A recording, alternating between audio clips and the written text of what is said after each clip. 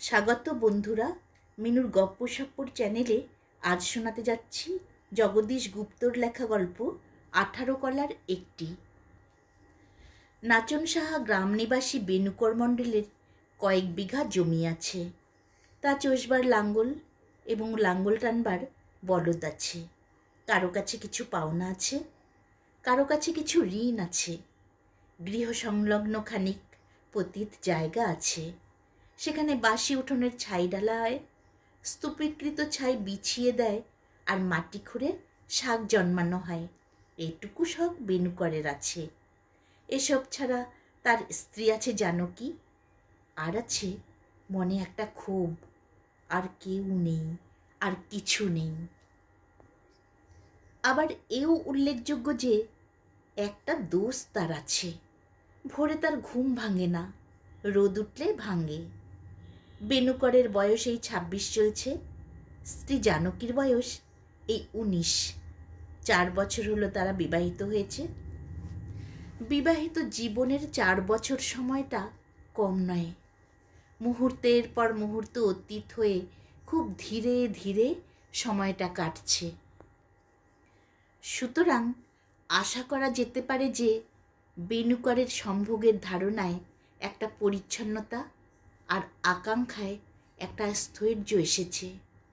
ভূষণহীন আটপৌরে অবস্থায় এসে জীবনের বহি অবয়বটা নিস্তরঙ্গ হয়ে 4 বছর বিবাহিত জীবন যাপন করা হলো দেখে এমন একটা ধীরতা আর সন্তোষ মানুষের কাছে মানুষ আশা করে, কিন্তু এটা করে পরের বেলায়। নিজের কথা নিজের মন জানে। পারিবারিক শ্রান্তি ও জড়তাকে সংযম মনে করে মানুষ নিজের বেলায় ওই ভুলটি করতে বাধ্য হয়। কিন্তু মনের ভিতরটা আকুল হয়ে নিঃশব্দে ছটফট করলে তার বিরুদ্ধে বাধাটা কি? বলতে কি, বেনুকর মণ্ডল আকুল হয়েই থাকে এবং তার মনে একটি ক্ষোভ আছে। বেনুকরের এই ক্ষোভের জন্ম কোথায় অনুসন্ধান করতে গেলে এই নিদারুণ সত্য বিস্মৃত হলে চলবে না যে তারা 4 বছর হলো বিবাহিত হয়েছে এবং অল্পায়ু মানুষের পক্ষে 4টি বছর খুবই দীর্ঘ সময়। সুতরাং খুবই দীর্ঘ 4টি বছরের অবিরাম সাহচর্যবশত স্ত্রীর ভঙ্গি আর গঠন যদি চোখের সামনে পুরনো হয়ে উঠতে থাকে, তবে উপায় কি? প্রতিরোধ করবার উপায় মানুষ খোঁজে, কিন্তু পায় না। এই নিরুপায় অবস্থাটা বড়ই লোভের সৃষ্টি করে। বেনুকরের তাই করেছে। জানকীর বয়স এই 19। তার বয়স যখন 15 ছিল, তখন হতে 4 বছর ধরে উঠতে বসতে অষ্টপ্রহরের সঙ্গিনী রূপে স্বামী বেনুকরের জীবনে সে পরিব্যাপ্ত হয়ে গেছে। কেবল ভাবের দিক দিয়ে নয়, কাজে কর্মেও।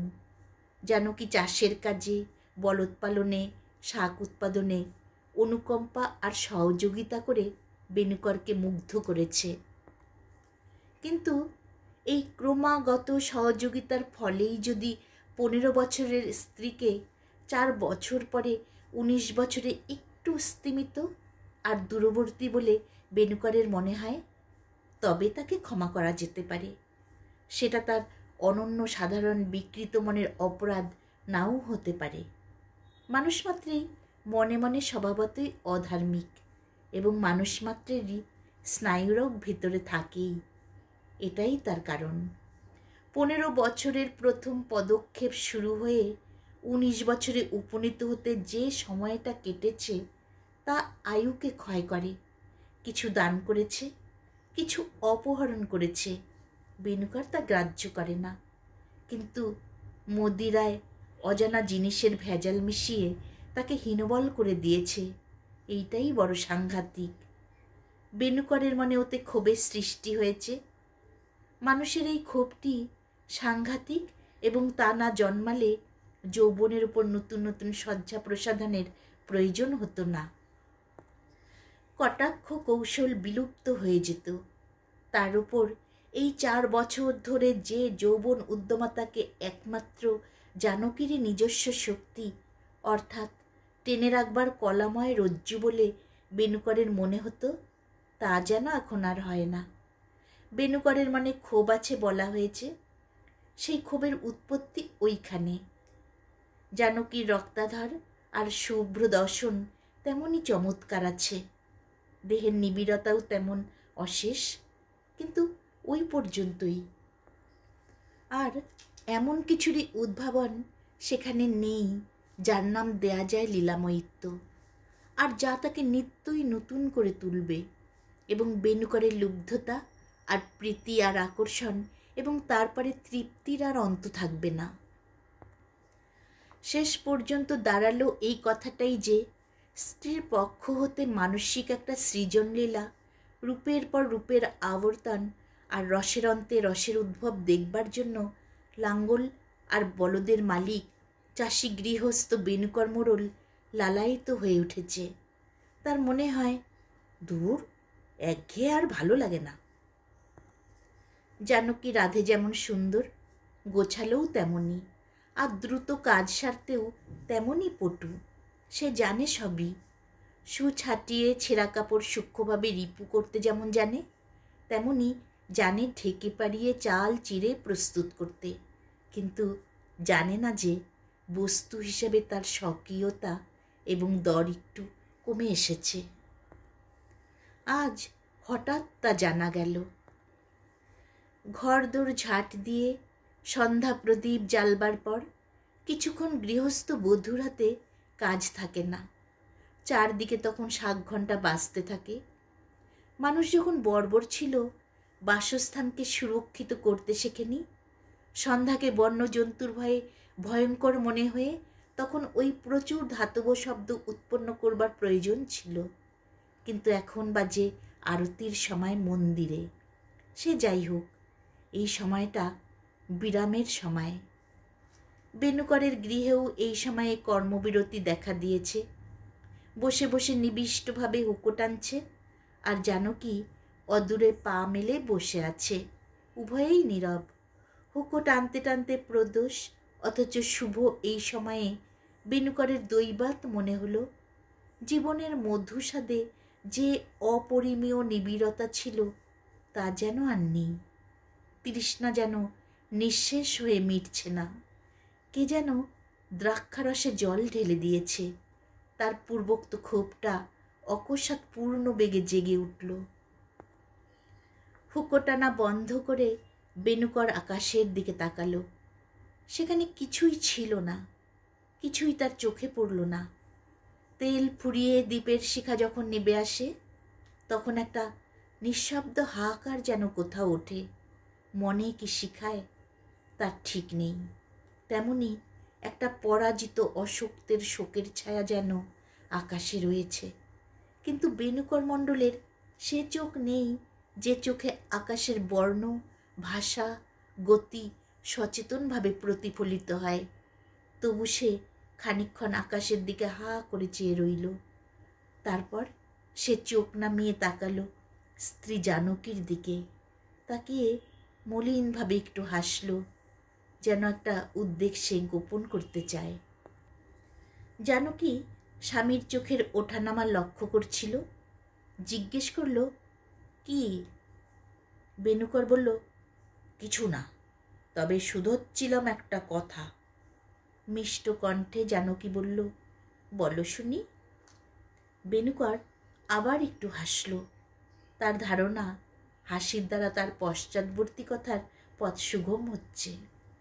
তারপর বলল, শুনি মেয়ে মানুষের 18 গলা, সত্যিই নাকি? বক্তা কি বলতে চায় তা জানকী তৎক্ষণাৎ বুঝল। বলল, সত্যি নয়, কলা 18 তো নয়ই, তার ঢের বেশি। কেউ বলে 36, কেউ বলে 54। দেখা গেল জানকী একদা যে 20 ঘর পর্যন্ত নামতা কণ্ঠস্থ করেছিল তা সে বিস্মৃত হয়নি। বেনুকর বিস্মিত হলো। কয়েকবার হুঁকো টেনে বলল, এত? কিন্তু তোর তো তার একটাও দেখি নে। তা আশ্চর্য কি এমন? দেখাই নে, তাই দেখো না। বেনুকর চুপ করে রইল। একটা মানুষ যা দেখাতে পারে কিন্তু দেখায় না, সেটাকে দেখাও বলে তার কাছে আবদার করা যেতে পারে, কিন্তু আবদার করে আদায় করার মতো জিনিস স্ত্রীলোকের কলা নয়, সংখ্যাটা যতই হোক। যেন কি জিজ্ঞেস করল, কার ঢং দেখে ভালো লেগেছে, না কেউ সুর ধরিয়ে দিয়েছে? বেনুকর বলল, তা সব কিছু নয়, অমনি মনে হলো, বললাম। দেখবে? বেনুকর এবার লজ্জা পেল। মনে মনে যার অভাব অনুভব করে বেনুকর তৃষিত হয়ে উঠেছিল, সেই জিনিসটা দিতে চাইতেই ব্যাপার কেমন বেখাপ্পা হয়ে উঠল। উদ্দেশ্য প্রচ্ছন্ন থাকে বলে যে দান অমূল্য করে পাওয়া হয়, তা জানিয়ে শুনিয়ে দিতে গেলে ভালো লাগে না, কেমন লাগে তা ভাবাই যায় না। বেনুকর হুঁকো রেখে মুখ নামিয়ে রইল। জানকী বলল, চাষার ঘরে কলা, আচ্ছা দেখাবো। শুনে বেনুকর খুব অপদস্থ হয়ে মুখ ফিরিয়ে প্রস্থান করল। বৈশাখের শেষ, বৃষ্টিতে মাটি একটু ভিজলেই চাষের কাজ শুরু করা যায়, কিন্তু মেঘের দেখা নেই। বৃষ্টির অভাব দারুণ দুশ্চিন্তার বিষয় হয়ে উঠেছে। এমন সময়ে দেবতা একদিন দয়া করলেন। তুমুল গর্জন করে একদিন বিকালে মেঘবাড়ি বর্ষণ করল। জল প্রচুর নয়, তবে সূত্রপাত হিসেবে আশাপ্রদ। কৃষিজীবীরা আনন্দিত হয়ে উঠল। মাঠে এবার লাঙ্গল চলবে। বেনুকর বলল, যাক, বৃষ্টি তো হলো। জানকী বলল, এবার আমায় ছেড়ে বলদের আদর হবে। বেনুকর বলল, ধ্যাত। স্বরখানিক তিক্ত করে জানকী বলল, ধ্যাত কেন? তারপর মনের কথাটা চেপে বলল, কালই মাঠে বেরোতে হবে তো। হবেই তো। আগে চষবে কোন মাঠটা? 4 বছর ধরে স্বামীর সঙ্গে কায়মানোবাক্যে সহযোগিতার ফলে জানকী তাদের সব জমি চেনে। বেনুকর বলল, পূবের মাঠে 3 কেটতে 1 লাগাও, তাতেই হাত দেব আগে। 2 দিন লাগবে।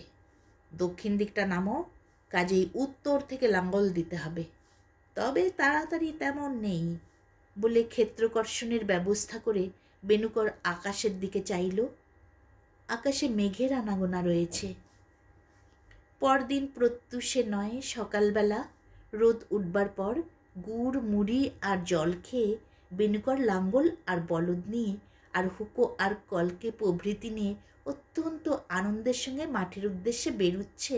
এমন সময় জানকী পিছু ডাকল, বলল, টানা কাঠির বাক্স নিয়েছ?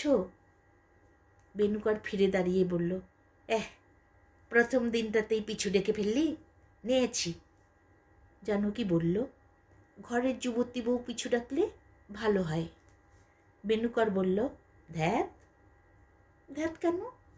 তারপর জানকী বলল, কাঠির বাক্স মাটিতে নামিয়ে রেখো না, ভিজে উঠবে।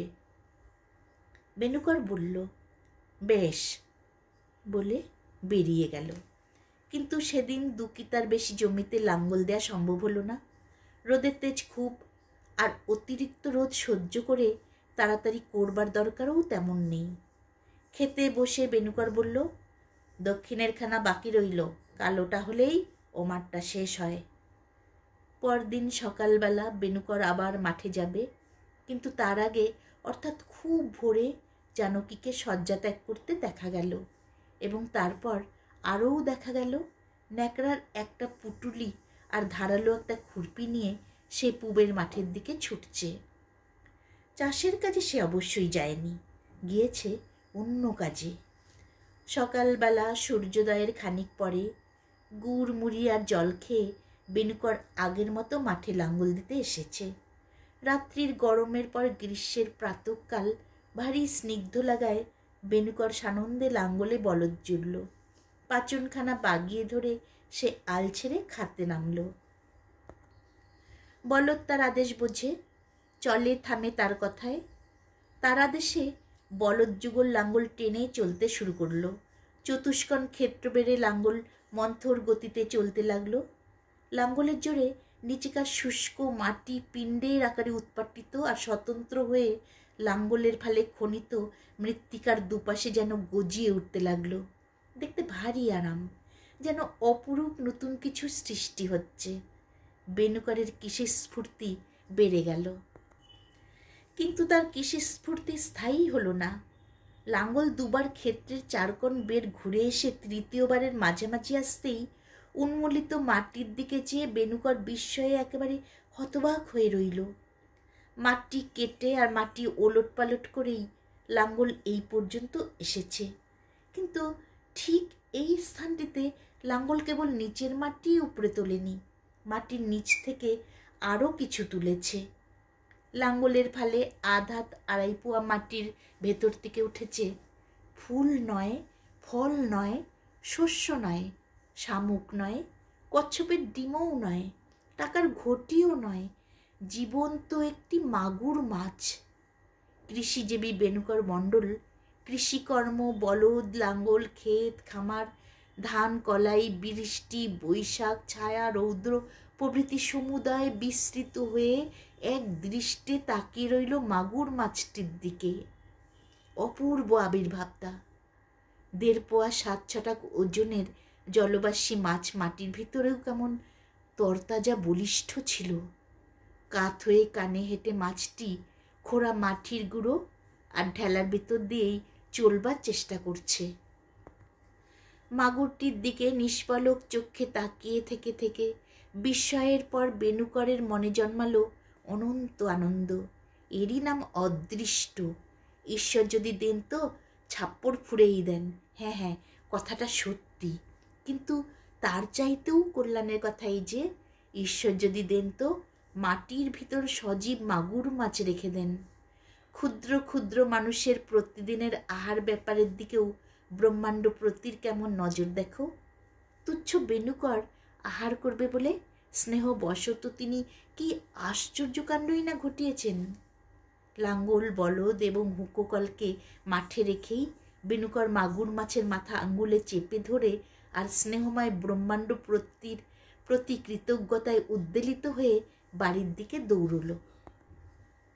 জানকী হয়তো বৈশাখের অখাদ্য বেগুন ভাজবার আর বড়ি পোস্ত করবার আর আলু কুমড়োর টক রাঁধবার কথা ভাবছে। আজ আর সেসব কিছু নয়। আজ খালি মাগুর মাছের ঝোল আর ভাত, আর কিছু নয়। মাগুর মাছের মাথার চাইতে লেজই মিষ্ট বেশি। পথে দেখা হলো রাজীব হাজরার সঙ্গে। রাজীবের ইচ্ছা হলো দাঁড়িয়ে দুটি কথা কয়, আর মাটি মাখা মাগুর মাছ হাতে করে বেনুকরের বাড়ির দিকে দৌড়বার কারণটা কি তা জিজ্ঞাসা করে, কিন্তু বেনুকর থামল না।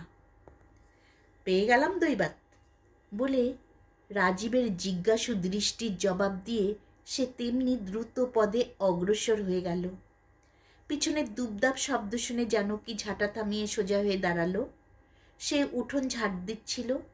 চেয়ে দেখল স্বামী অসময়ে বাড়ি এসেছেন, হাতে তার তাজা মাগুর মাছ আর মুখময় হাসি। শোন, এক তাজ্জব ব্যাপার বলে শুরু করে বেনুকর মৎস্যপ্রাপ্তির ইতিহাস বলল। পরিশিষ্টে নীতি হিসেবে সে এটাও বলল যে ঈশ্বর যখন দেন তখন শুকনো মাটির ভিতর মাগুর মাছ রেখে দেন খাওয়াবার উদ্দেশ্যে। তারপর অধিকতর পুলকের সঙ্গে বলল, নে মাছ রাখ, এই মাছের ঝোল আর ভাত, আর কিছু না আজ। আদ্যন্ত শুনে জানকী প্রশ্ন করল, মাছ কোথায় পেলে গো? দিব্যি মাছটি তো। প্রশ্নের জবাবে কথার সুরে আদর ঢেলে বেনুকর বলল, শুনলি কি তবে এতক্ষণ? মাঠে লাঙ্গল দিচ্ছি, হঠাৎ দেখি মাটির ভেতর থেকে উঠেছে লাঙ্গলের মাটির সঙ্গে এই মাছ। বলে সে চোখ বড় করে তাকিয়ে রইল। কিন্তু জানকী এই কথা শুনে বলল, মিছে কথা। মিছে কথা? তোর দিব্যি, ভগবানের দিব্যি। তবে রাখো এই হাঁড়ির ভিতর, খানিক জল দিয়ে রাখো। হাঁড়ির ভেতর জল দিয়ে মাগুর মাছ তখনকার মতো জিয়ে রাখা হলো স্বামী স্ত্রীর পরস্পরের প্রতি পরম সহানুভূতির সঙ্গে। জল পেয়ে মাছ ক্রিয়াশীল হয়ে উঠেছে। সেই দিকে তাকিয়ে বেনুকর বলল, আজ এই মাছের ঝোল আর ভাত খাবো, সকাল সকাল ফিরবো মাঠ থেকে। বলে বেনুকর মাঠের উদ্দেশ্যে ফিরে দাঁড়ালো। যেতে যেতে দরজায় দাঁড়িয়ে হেসে বলল, কি অদৃষ্ট দেখ। জানকী বলল, জানকীর সকাল সকাল রান্না শেষ হয়েছে। বেনুকরও সকাল সকাল মাঠ হতে ফিরেছে। বলল, চান করতে চললাম, ভাত বাড়। জানকী বলল, বেশ, এসো গে। মাগুর মাছের ঝোল খাবার ব্যগ্রতায় বেনুকার 16 আনা আরাম আদায় করে স্নান করতে পারল না। পুকুরের জলে তাড়াতাড়ি দুটো ডুব দিয়ে সে উঠে পড়ল। তার ফিরবার সারা পেয়ে জানকী জিজ্ঞাসা করল, ভাত পারবো? হ্যাঁ হ্যাঁ, কাপড় ছাড়ছি। কাপড় ছেড়ে এসে বেনুকর পিড়িতে বসল। বলল, আন দেখি। জানকী থালায় দিল ভাত আর বাটিতে দিল ঝোল। বেনুকর ঝোলের দিকে চেয়ে বলল, আবার হিঞ্চের ঝোল করছিস কেন? তোর বড় রান্নার শখ। জানকী প্রশংসা পেয়েও কথা কইল না। বেনুকর শাকের ঝোল মেখে বাড়া ভাতের 4 ভাগের 1 ভাগ খেয়ে 3 ভাগ রেখে দিল মাগুর মাছের ঝোলের জন্য। বলল, মাছ দে। মাঠের মাটির ভেতর মাগুর মাছ পেয়ে বেনুকর যতই বিস্মিত হোক, দিশেহারা হয়নি। সে বিস্ময়ের অন্ত ছিল। তাতে তার মস্তিষ্কের পরিস্থিতি একেবারে নষ্ট হয়নি। কিন্তু মাছ চাওয়ার পর জানকীর কথায় তার যে বিস্ময় জন্মালো, সে বিস্ময়ের সীমা পরিসীমা মাপ পরিমাপ ওজন আধার কিছুই যেন নেই। তা এতই বেশি, জানকী স্পষ্ট বলল, মাছ কোথায় পাবো? বেনুকর জন্মাবধি ঠাট্টা বোঝে না। বুঝলে কথাটাকে ঠাট্টা মনে করতে পারত। বিস্ময়ে দুঃসহ হয়ে তার মাথা এমন ঘুরে উঠতে পারত না। শরীর খাড়া করে বেনুকর বলল, মাছ কোথায় পাবি? যে মাছ এনে দিলাম, তা কি হলো? মাছ তুমি কখন আনলে? মাছ আমি কখন আনলাম? মাছ আনিনি। কুকুর বেড়াল দিয়ে খাইয়েছিস বুঝি? নাও, এখন থামো, আর একটু শাক ঝোল দেই, খেয়ে ভালো ভাত কটি। আর খ্যাপামি করো না মাছ মাছ করে। খ্যাপামি করবো না মাছ মাছ করে? দে বলছি মাছের ঝোল শিগগির, নইলে ভালো হবে না। বলে বেনুকর চোখ দুটো এমন লাল করে তুলল যে তার সম্মুখে প্রতিবাদ আর না চলবারই কথা। কিন্তু জানকী বলল, মন্দই বা কি করতে পারো মিছিমিছি? মন্দই বা কি করতে পারি মিছিমিছি? এখনও বলছি, রাগাস নে বেশি। মাছ কোথায় পাবো যে তোমায় ঝোল রেঁধে খাওয়াবো? কি মুশকিলেই ফেললে তুমি আমাকে। কি মুশকিলেই ফেললাম তোকে? তবে দেখ মুশকিল কাকে বলে। বলে বেনুকর এঁটো হাতে বাড়িয়ে জানকীর চুল ধরতে যেতেই তাতেই স্বামীর সেই যৎসামান্য প্রচেষ্টাতেই ভয় পেয়ে জানকী এমন চিৎকার করল যে বেনুকরই চমকিয়ে হাত টেনে নিয়ে উঠে দাঁড়ালো। আশেপাশে অনেক লোক বাস করে। বিপন্না প্রতিবেশিনীর আর্তনাদ শুনে তাদের 3-4 জন দৌড়ে এলো। মোড়ল রয়েছ? কি হলো কি হলো? প্রবীণ নধরগোপাল চৌধুরী উঠোন হতে প্রশ্ন করে এগুতে লাগলো। নধরগোপাল চৌধুরী উকিলের মোহরি ছিল। বৃত্তির পয়সা চুরি করে একবার এবং উকিলের টাকার হিসেব মিলতে না পেরেও চোখ গরম করায় আর একবার মার খেয়ে গ্রামে এসে বসেছে। নধরের এক ছেলে কলকাতায় এক দোকানে বেচাকেনার কাজ করে। ভয়ঙ্কর আদালতের ভয়াবহ জটিল সব ব্যাপার তার কাছে জলের মতো পরিষ্কার। এই জন্যে এবং ছেলের মারফত কলকাতার আভিজাত্যের সঙ্গে সংযুক্ত বলে নধরের গ্রামে প্রতিপত্তি খুব। বিবাদের মীমাংসায় কর্তা শাস্তে তার যেমন আনন্দ, তেমন আর কিছুতেই নয়। এই নধর চৌধুরী বেনুকর এবং জানকীকে প্রশ্ন করে জানতে চেয়েছে ব্যাপার কি। কিন্তু রান্নাঘরের ভেতর থেকে বেনুকরের কোনো জবাব আসলো না। জবাব দিল জানকী। বলল, আমাকে অনর্থক মারতে উঠেছে। কেন? বলে নধর চৌধুরী প্রভৃতি বেনুকরের রান্নাঘরের সম্মুখে এসে দাঁড়ালো। জানকী মাথার কাপড় একটু টেনে দিল। বলল, শোনো তোমরা ওকে শুধিয়ে, কি বলছে সব আবোল তাবোল মাছ মাছ করে। বেনুকর বলল, কি বলছি সব আবোল তাবোল মাছ মাছ করে? শোনো নধরদা, সকালবেলা গেলুম মাঠে লাঙ্গল দিতে। দুবের চষতেই দেখি একটা মাগুর মাছ, এত বড় তাজা মাগুরটা মাটির ভিতর থেকে উঠে পড়েছে। বিবাদের বিষয়ের জটিলতা দেখে নধর পুলকিত হলো। বলল, আচ্ছা, মাটির ভেতর মাগুর মাছ, তারপর? বলতেই তার দৃষ্টি বিচারকের দৃষ্টির মতো সূক্ষ্ম হয়ে উঠল। বাদী বেনুকর বলতে লাগলো, ছুটে এলুম ঘরে, বললাম এই মাছের ঝোল আর ভাত খাবো আজ, রাত ভালো করে। বলে মাছ ওই হাঁড়িতে জল দিয়ে রেখে গেলুম আবার মাঠে। চান করে খেতে বসলাম, দিল হিঞ্চে শাকের ঝোল খালি। রাগ হয় না মানুষের? প্রতিবাদিনী জানকী বলল, শুনলে লোকের কথা, মাছ নাকি এনে দিয়েছে। বিচারক নধর চৌধুরী উভয় পক্ষের বাদ প্রতিবাদ শুনে বলল, বেনু ভাই, ঠান্ডা হও। মাঠে জল শুকিয়েছে কার্তিক মাসে, এটা হচ্ছে গিয়ে বৈশাখ। মাটির ভেতর মাগুর মাছ তো তাজা কি মরা কোনো অবস্থাতেই থাকতে পারে না। বললেই হলো থাকতে পারে না? আমি দেখলাম, পেলাম, হাতে করে বাড়ি নিয়ে এলাম, আর তুমি পঞ্চায়েতি করে বলে দিলে আন্দাজের উপর থাকতে পারে না। সকলে হাসতে লাগলো। কালীপদ বলল, মাথা বিগড়েছে। জানকী বলল, সেই মাছের ঝোল রাঁধিনি বলে আমায় মারতে উঠেছে। মারবই তো বলে বেনুকর পুনরায় রুখে উঠতেই কালীপদ প্রভৃতি রান্নাঘরে ঢুকে তাকে ধরে ফেলল। নধর চৌধুরী বলল, না না, অকারণে মারধর করো না বাপু, মাছ তুমি পাওনি, অসম্ভব কথা বললে চলবে কেন? আদালতে এ কথা টিকবে না, দেখি চোখ। বলে নজর করে বেনুকরের চোখ দেখে নধর চৌধুরী বলল, লাল হয়েছে। গুণময় পাল বলল, শুনছ বেনুকর, হাত ধুয়ে ঠান্ডা জায়গায় একটু বসো, এখনই সেরে যাবে। বৈশাখের রোদ হঠাৎ মাথায় লাগলে চোখে এমন সব ভ্রম লোকে দেখে। সেবার আমারই হয়েছিল এমনই। মাঠ থেকে ফিরছি ঠিক দুপুরবেলা, লাঙ্গল আর গরু দুটো নিয়ে, কিন্তু মনে হচ্ছে গরু দুটো যেন চারটে। বলতে বলতে গুণময়ী ঘটিতে করে জল এনে বেনুকরের হাত ধুয়েই তাকে ঠান্ডা জায়গায় বসিয়ে দিল। জানকীকে বলল, ভয় নেই, ভালো হয়ে যাবে। বেনুকর একেবারে নিবে শেষ হয়ে গেল। তার তখন প্রায় অচেতন অবস্থা। বারান্দায় সে ঘাড় গুজে বসে রইল, হাত নেড়ে জানালো, তোমরা এখন যাও। প্রতিবেশীগণ বেরিয়ে গেল। হিতসাধকগণের অগ্রণী নধর চৌধুরী বলে গেল, আর যেন চেঁচামেচি শুনে নেই। খানিক চুপ করে থেকে জানকী একটু হাসল, তারপর বলল, 18 কালা দেখতে চেয়েছিলে না, এ তারই একটি। রাগ করে না, তোমার পায়ে ধরি। বলে জানকী সত্যিই স্বামীর পা ধরে বলল, মাগুর মাছের ঝোল রেঁধেছি, এসো খেতে দিগে। বেনুকর উঠে খেতে গেল, কিন্তু রাগের জ্বালায় কথা কইল না। ব্যাস, গল্পের সমাপ্তি এখানেই।